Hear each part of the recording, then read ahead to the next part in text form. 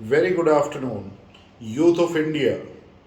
मेरे नौजवानों, भारत के नौजवानों, मैं कमांडर सुधीर कुमार हूं और मैं इंडियन नेवी से हूं और मैं एक ट्रेंड साइकोलॉजिस्ट हूं। अभी कल मैंने एक अपनी पोस्ट अपने YouTube channel Pulse Beat of India, जो भारत की धड़कन है, उस पर एक पोस्ट किया था जिसमें आप सभी को मैंने बताया था कि एसएसबी क्या होता है, सर्विस सिलेक्शन बोर्ड में क्या होता है। जो भी बच्चे, जो भी युवा या तो एनडीए को रिटन एग्जामिनेशन क्वालिफाई करने के बाद में, या CDS combined defence services examination qualify, या एयरफोर्स का जो कंबाइंड कॉमन टेस्ट है उसको क्वालिफाई करने के बाद में जो सर्विस सिलेक्शन बोर्ड में जाते हैं, या जो एयरफोर्स के PABT pilot aptitude battery test में जाते हैं, उसमें सर्विस सिलेक्शन बोर्ड एक कॉमन होता है। तो मैंने बताया कि सर्विस सिलेक्शन बोर्ड में 5 दिन तक किस तरह से क्या चीज़ें होती है। आज मैं आपको बताऊंगा कि एसएसबी के लिए आप कैसे तैयारी करेंगे। तो मैं ये लेकर चलता हूँ कि यदि आपने एनडीए एग्जामिनेशन क्वालिफाई किया है, यदि आपने सीडीएस क्वालिफाई किया है, या एयरफोर्स का कॉमन एंट्रेंस एग्जामिनेशन क्वालिफाई किया है, तो आपकी जो एवरेज इंटेलिजेंस है, जो कॉमन इंटेलिजेंस है, वो डेफिनेटली आप एक इंटेलिजेंट युवक हो और आपकी एस्पिरेशंस है इंडियन डिफेंस फोर्सेस को ज्वाइन करने की। लेकिन इसके साथ साथ मैं आपके साथ में एक बहुत ही महत्वपूर्ण बात शेयर करना चाहता हूँ कि ऐसा हुआ है कि कुछ लोग जो बाद में आईएएस बने, आईएफएस बने, और या बहुत ही सक्षम, बहुत ही फेमस साइंटिस्ट बने, लाइक बीआरसी, मेरा एक कोर्समेट है जो भाभा एटॉमिक रिसर्च सेंटर में डिस्टिंग्विश साइंटिस्ट बना, इसी तरीके से, या और आईपीएस या और किसी सर्विस में बहुत ही वो सेलेक्ट हुए, या एक एंटरप्रेन्योर बना और उसने काफ़ी बड़ा बिजनेस एस्टेब्लिश कर दिया। लेकिन जब ये लोग एसएसबी में गए थे तो ये भी सर्विस सिलेक्शन बोर्ड को क्वालिफाई नहीं कर पाए थे। तो उसका कारण ये है कि इंडियन डिफेंस फोर्सेस एक पर्टिकुलर टाइप ऑफ असेसमेंट है एसएसबी के अंदर। जो व्यक्ति जिस तरह की प्रोफाइल, जिस तरह के पर्सनैलिटी ट्रेट्स डिफेंस फोर्सेस के लिए चाहिए, उन्हीं को मद्देनज़र रखते हुए सर्विस सिलेक्शन बोर्ड का टेस्ट किया गया है। और मैं आपको ये बताना चाहूँगा कि जब ये 10 ऑफिसर लाइक क्वालिटीज़ उसमें रखी गई, तो ये ब्रिटिश टाइम में, जब first world war, second world war time पे जो है ना, ब्रिटिश अच्छे से अच्छे ऑफिसर अपने डिफेंस फोर्सेस में रखना चाहती थी, तो उन्होंने कितनी ही 1000 वर्ड्स को जो है ना, उन्होंने खगाला, सर्च करी, और सर्च करके वो आए इन 10 ऑफिसर लाइक क्वालिटीज़ में जिनको जज किया जाता है एसएसबी के दौरान।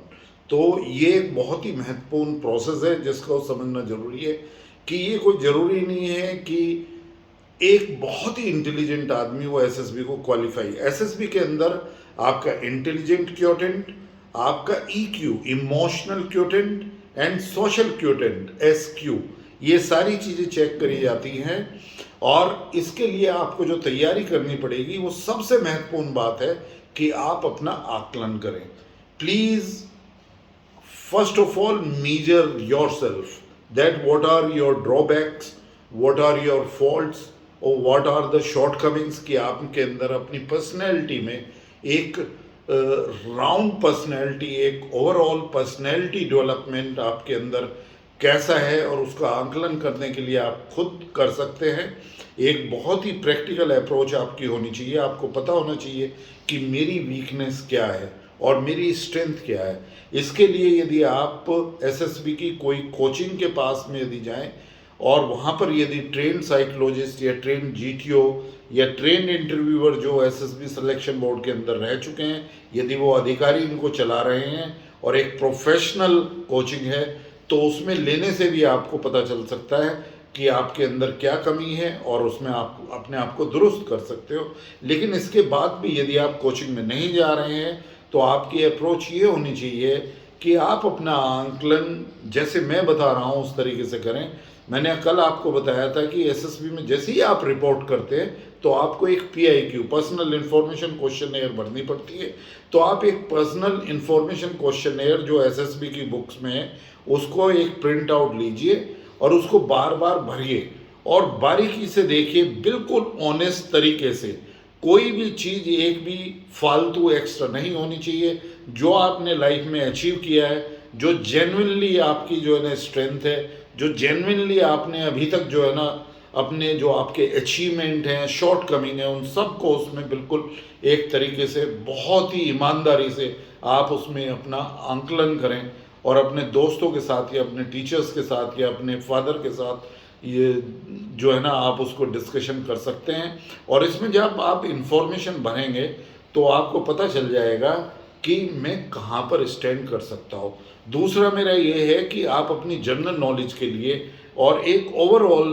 जनरल नॉलेज बढ़ाने के लिए आप क्या कर सकते हैं, आप करंट न्यूज़पेपर पढ़ें, और ये सारे न्यूज़पेपर के साथ साथ आप कोई भी कंपटीशन से रिलेटेड मैगजीन पढ़ सकते हैं, जैसे कि कंपटीशन सक्सेस रिव्यू। इन सब चीज़ों के पढ़ने से आपकी जो जीके है वो एक डेवलप हो जाएगी, और आप कॉन्फिडेंट हो जाएंगे कि yes, what is happening in India in different walks of life. हर एक जगह जो है ना क्या क्या हो रहा है, गवर्नमेंट की क्या क्या स्कीम चल रही है, हम कहाँ पर बढ़ रहे हैं, डिफेंस फोर्सेस में क्या हो रहा है, हमारे जो है इंडिया भारत कैसे प्रोग्रेस कर रहा है, या जो गवर्नमेंट ऑफ इंडिया की डिफरेंट स्कीम है वो किस डायरेक्शन में चल रही हैं, इन सब का आपको एक अपडेटेड ज्ञान हो जाएगा। और उसके साथ साथ आपको जो है ना, कल मैंने बताया था कि स्क्रीनिंग टेस्ट में एक इंटेलिजेंस टेस्ट होता है जिसके अंदर verbal and non verbal part है। तो आप एक verbal non verbal intelligence test की बुक लेके उसकी आप प्रैक्टिस कर सकते हैं, वो डेफिनेटली आपको इसमें योगदान करेगी। और उसके साथ साथ आप क्या कर सकते हैं कि एक कोई भी पिक्चर लेके उसको आप देखें, और देख के उसके बारे में जो है ना 3-3 मिनट में या 3.5 मिनट में आप स्टोरी लिखिए। और उसमें एक अपनी स्टोरी जो आप तैयार करेंगे उसमें ऐसा होना चाहिए कि पिक्चर को देख के कि इस पिक्चर से पहले क्या हुआ था, अब इस पिक्चर में क्या हो रहा है प्रेजेंट में, और इसका आउटकम क्या होगा।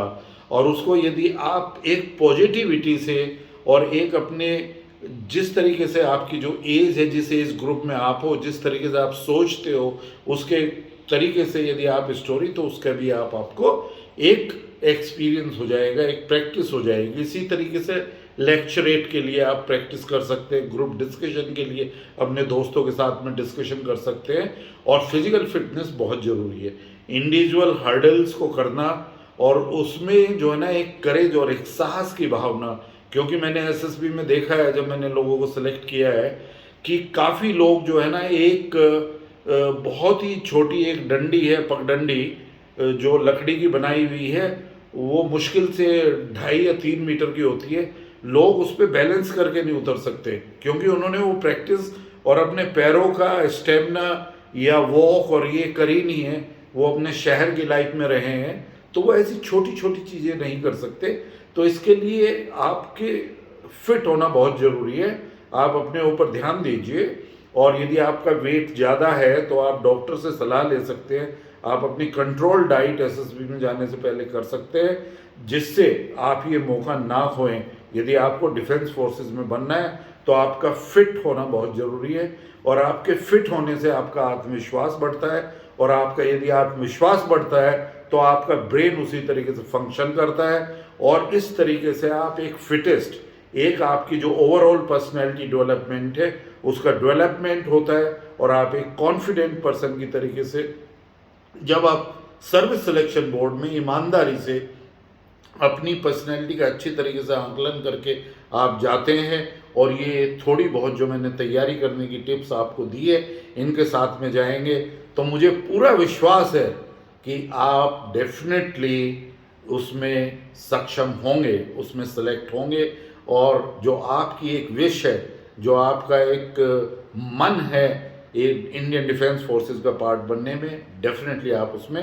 बन जाएंगे। दूसरी बात है, यदि आपको कहीं पे भी कोई प्रॉब्लम आ रही है, यदि आपको कोई फ्री ट्रेनिंग, यदि आपको कोई सलाह चाहिए, यदि आपको कोई भी किसी तरह का भी आपके दिमाग में कोई भी सवाल है, क्वेश्चन है, पर्सन है, any time you can come to me at my YouTube channel Pulse Beat of India. इसको आप सब्सक्राइब करिए, अपने दोस्तों को बताइए। ये मेरी जो मैं एक ट्रेंड साइकोलॉजिस्ट हूँ, मैं सर्विस सिलेक्शन बोर्ड में रहा हूँ, और ये मेरी एडवाइस और ये सहायता भारतीय युवकों के लिए हमेशा फ्री रहेगी। इसका कोई आपको कुछ नहीं देना है, सिर्फ सब्सक्राइब करके आप मुझे अप्रोच करिए। बहुत बहुत शुभकामनाएं आपको, एंड जय हिंद।